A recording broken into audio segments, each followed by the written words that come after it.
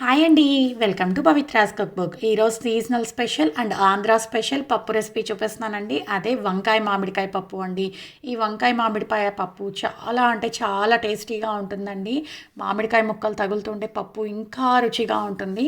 Process కూడా చాలా simple. ఇప్పుడు ఎలా తయారు చేసుకోవాలనేది ప్రాసెస్లోకి వెళ్ళిపోదాం. ముందుగా కందిపప్పుని 2-3 సార్లు బాగా వాష్ చేసుకుని అరగంట పాటు నానబెట్టుకోవాలి. ఇప్పుడు మనం నానబెట్టుకున్న ఆ కందిపప్పుని ఒక ప్రెషర్ కుక్కర్లోకి యాడ్ చేసేసుకోవాలి. ఇందులో నేను ఒక పెద్ద సైజ్ కప్పుతో 1 కప్పు కందిపప్పును తీసుకున్నానండి. తర్వాత అందులోకి సన్నగా చాప్ చేసి పెట్టుకున్న మామిడికాయ ముక్కల్ని పులుపుకు తగినట్లుగా యాడ్ చేసుకోవాలి. తర్వాత రుచికి సరిపడా కారం, గ్రీన్ చిల్లీస్ని యాడ్ చేసుకోవాలి. తర్వాత చిటికెడంత పసుపుని యాడ్ చేసుకోవాలి.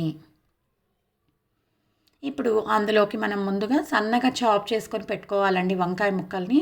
వాటర్లో ఉప్పు నీళ్ళల్లో యాడ్ చేసుకొని పెట్టుకోవాలి. అలా ఉప్పు నీళ్ళల్లో యాడ్ చేసుకోవడం వల్ల మనకి వంకాయలు రంగు మారకుండా ఫ్రెష్గా ఉంటాయి. సో మనం ఇప్పుడు ఆ వంకాయల్ని ప్రెషర్ కుక్కర్లోకి యాడ్ చేసేసుకోవాలి. యాడ్ చేసుకున్న తర్వాత ఒకసారి బాగా మిక్స్ చేసుకోవాలి. చూస్తున్నారు కదండి, వాటర్ అనేది చాలా తక్కువగా ఉంది. కాబట్టి ఇప్పుడు ఇందులోకి తగినంత వాటర్ని యాడ్ చేసుకోవాలి. ఇలా వాటర్ని యాడ్ చేసుకున్న తర్వాత లిడ్ క్లోజ్ చేసుకొని 3 నుంచి 4 విజిల్స్ వచ్చే వరకు ప్రెషర్ కుక్ చేసుకోవాలి.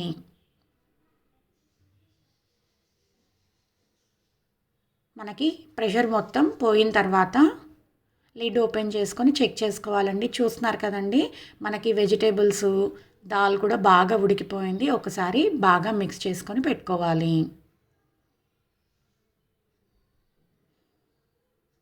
ఇది కాసేపు పక్కకు పెట్టుకుందాం.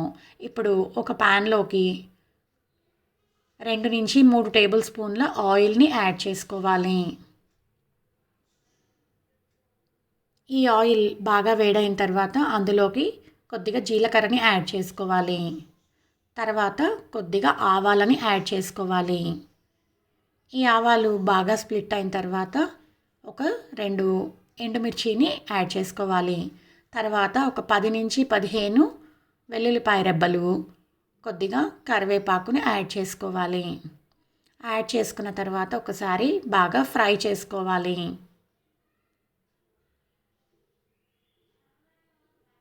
ఇవి బాగా ఫ్రై అయిన తర్వాత స్టవ్ టర్న్ ఆఫ్ చేసుకొని కాసేపు పక్కకు పెట్టుకోవాలి.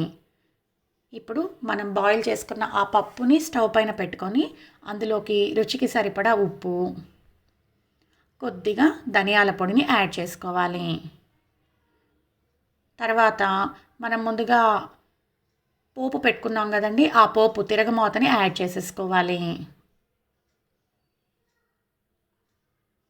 తిరగమోతను కూడా యాడ్ చేసుకున్న తర్వాత బాగా మిక్స్ చేసుకోవాలి. మీరు కావాలనుకుంటే ఆ తిరగమోత నెయ్యితో కూడా పెట్టుకోవచ్చండి. చాలా టేస్టీగా కమ్మగా ఉంటుందండి నెయ్యితో పెట్టుకుంటే. ఇప్పుడు ఒకసారి బాగా మిక్స్ చేసుకొని బాగా ఉడకనివ్వాలి.